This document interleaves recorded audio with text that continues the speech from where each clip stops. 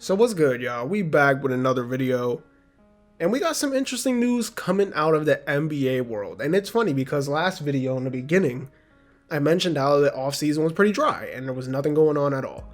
And then literally like the morning I dropped the video, you got the Kevin Durant news of him staying in Brooklyn, and you got the Donovan Mitchell reports coming out with the Knicks and other teams and all these other things, right?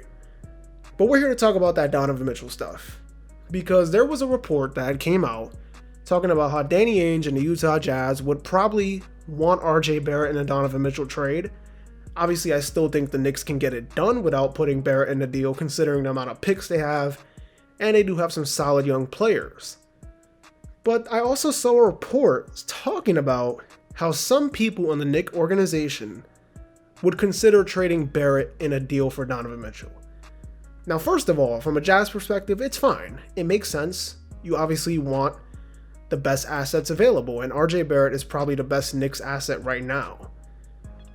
But if you're the Knicks, whoever those guys are that think trading RJ Barrett is the right idea, they need to go. I don't know who they are, but they need to go.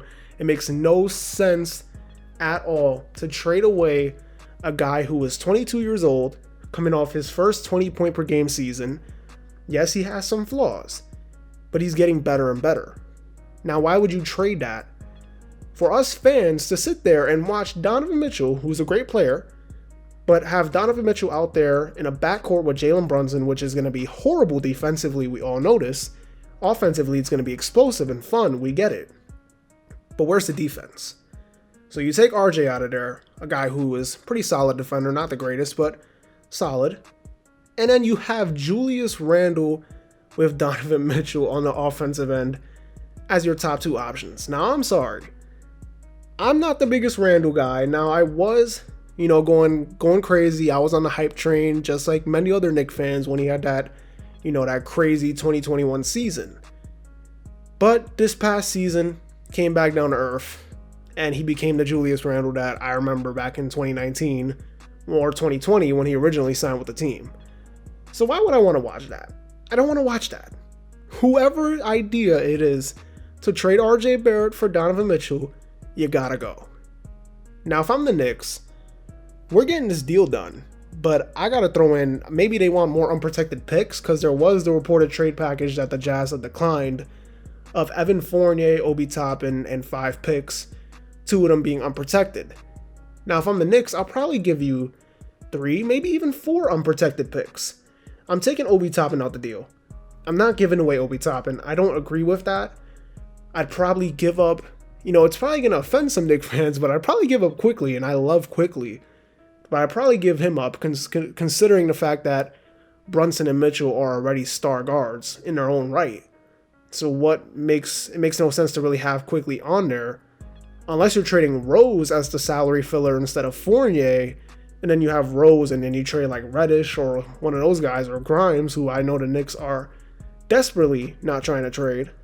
So you could go those routes, but do not trade RJ Barrett, because if you trade RJ Barrett, I don't even know. We're going to have to make a rant video.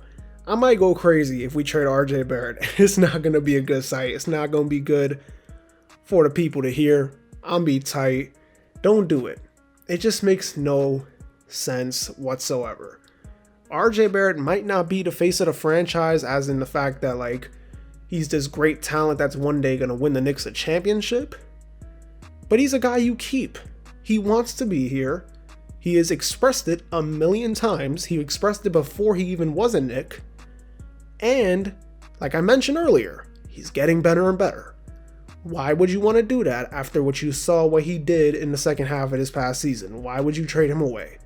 It just makes no sense. And it's not like with a Porzingis deal, like I mentioned with him. Porzingis, when you traded him, it was stupid at the time. But in hindsight, it was fine, because Porzingis ended up being more injury prone and looks like he'll never be that guy that he was supposed to be. Now he's in Washington.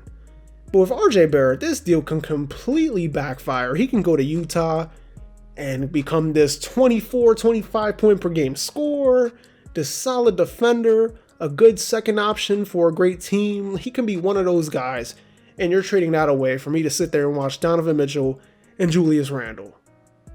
So come on, Knicks. Get your head in the game. Let's not be stupid. Let's not be dumb here. I know this video is coming off from a Knicks fan perspective, but it gotta be said. Because once I saw the news, I was like, alright, this is what we're talking about. This is what we're talking about. We're not talking about nothing else.